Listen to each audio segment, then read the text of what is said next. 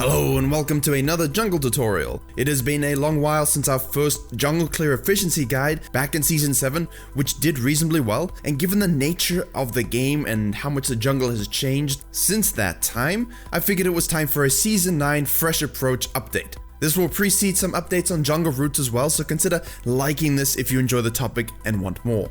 With the experience nerfs, damage nerfs, champion changes, meta shifts, and everything else Riot is doing, the one thing that has remained the same for a while is that we are governed by the queen of the jungle, the scuttle crab.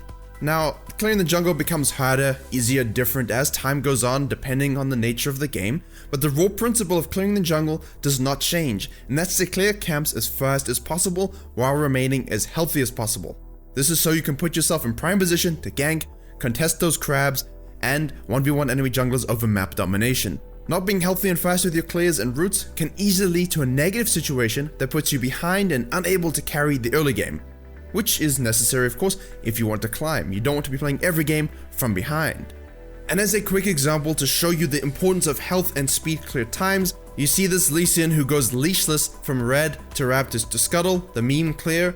You've got the Kha'Zix who gets his blue buff leashed, then goes from wolves to Raptors red to get his level 3. Both junglers want to gank on the mid lane, and because the Lee Sin had a faster clear due to doing less camps, he's able to gank. However, it doesn't go so well and he gets chunked, chained, and ignited. And with Kha'Zix counter ganking at the right time, also gets damage and red buff burn. If the Lee Sin, who has to flash out to survive, had come to lane with less HP, like a lot of low elo junglers do, he might have actually been killed, giving buffs to the enemy mid laner, or even losing control of his own jungle by giving kills and power over to the Kha'Zix.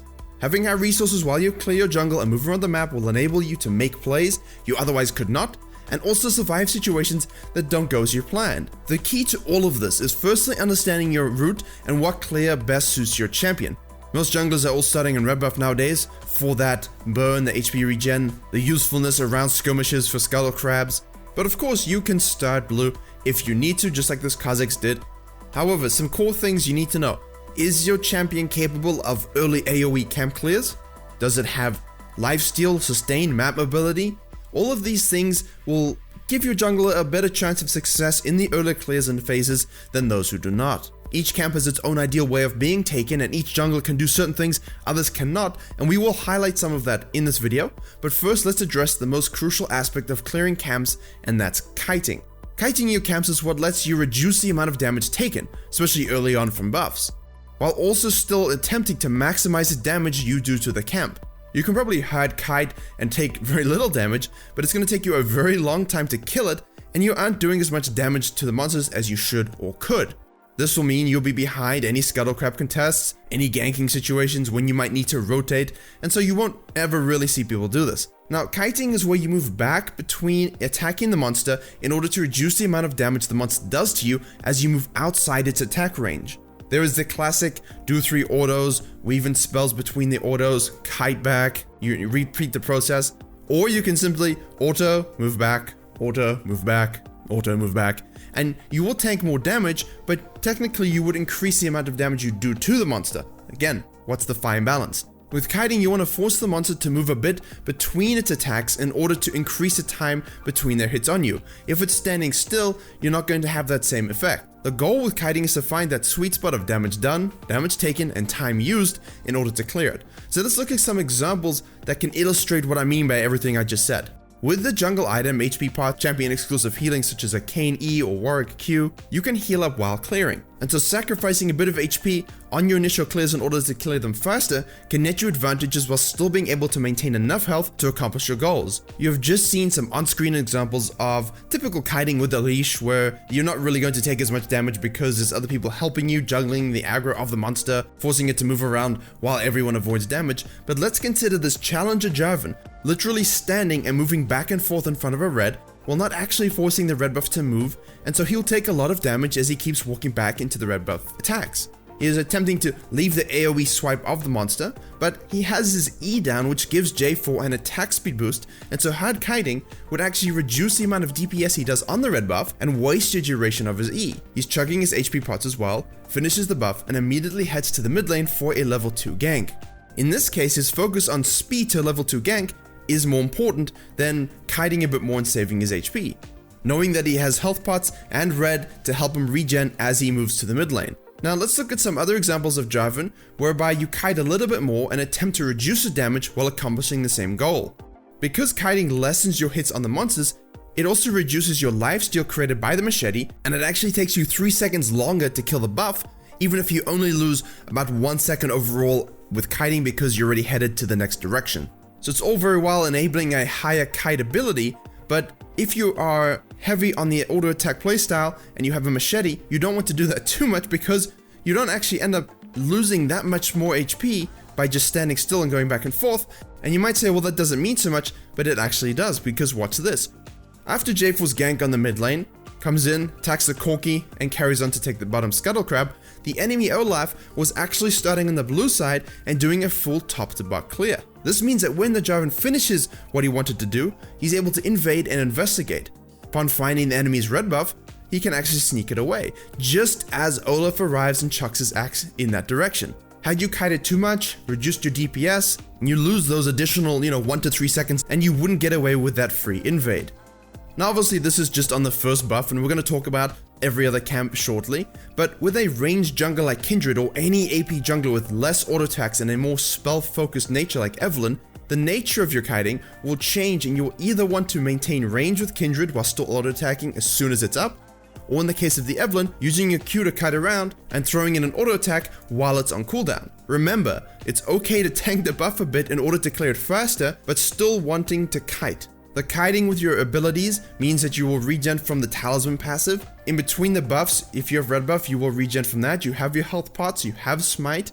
You can also take the scuttle crab, which helps. You have honey pots in the river. All of these help you, so you can balance time with your kiting. The key thing is to make sure you are moving around a little bit and weaving in auto attacks between your spell's cooldown if you are not a high attack speed champion. Don't fully kite and ignore doing any attacks at all, and don't sit still and face check the buff without doing that either.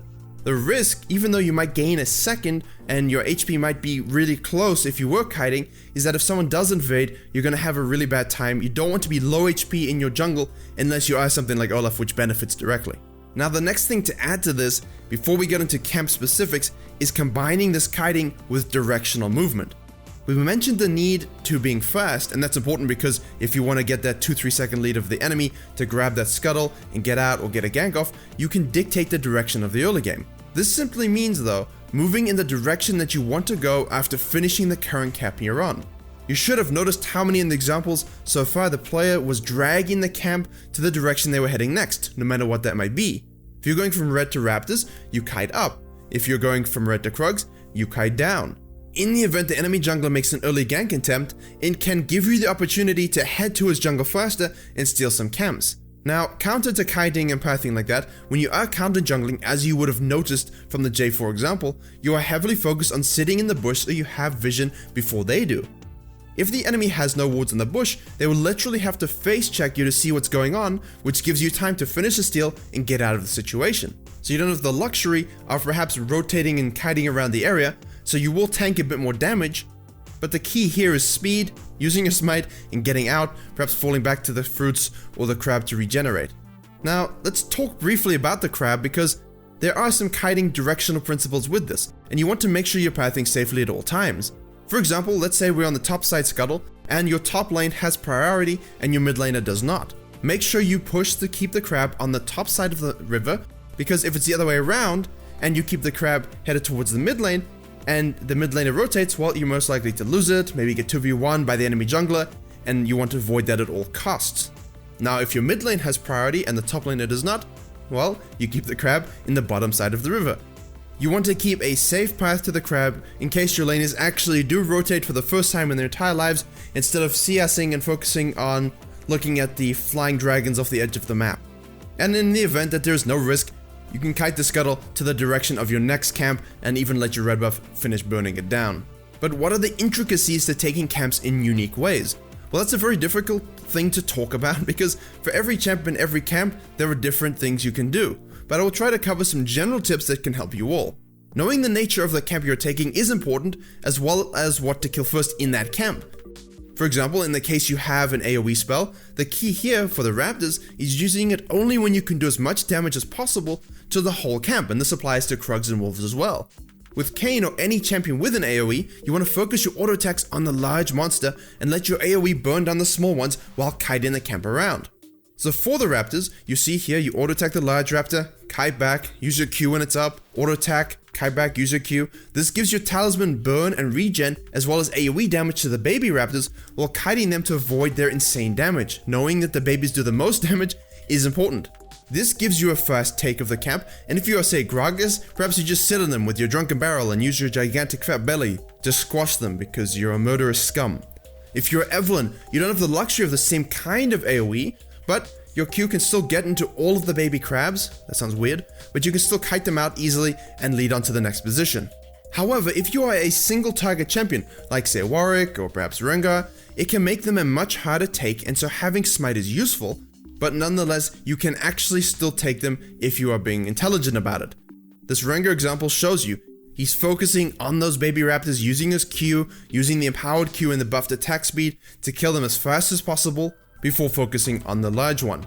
The principle of AoE spell usage is important in Krugs. There are some kiting techniques involving the baby and the large Krug that you can use to avoid the damage a bit more, but mostly you will be using smite if you come there after red. And if you have an AoE spell, the main thing is to use that spell when you can do as much damage as possible. Don't use your AoE spell when there's only one medium Krug and nothing else will take damage. If you have an AoE spell and you've got all the little babies or medium Krugs, make sure your AoE damage can take them all out at one time. In the case you are a single target champion, taking Krugs can of course be more difficult and is thus avoided super early, but it is doable as you've just seen on your screen now. However, note that people will wait until level 3 and factor that into their early game jungle route. Wolves here have the same principle, focus the large monster, use the AoE on all, but here we can actually focus on some single target techniques.